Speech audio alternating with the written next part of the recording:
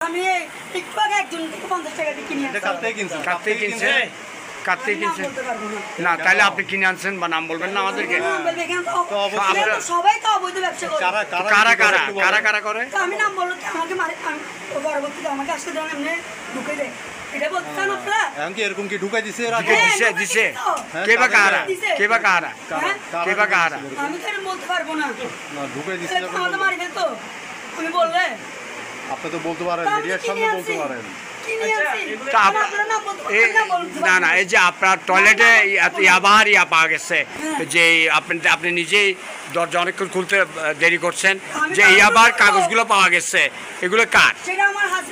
আপনার হাজবেন্ড খায়। এই যে গাঁজা কিনে আপনি খান, ও কেন খাবে? তাহলে কে খায়? আমার হাজবেন্ড। আমি কিনে আনছি। আপনি কিনে এনে দিয়েছেন আপনার? এটা কিভাবে করবো? কি অর্ডার কেন করলো? আমি একটু নিয়ে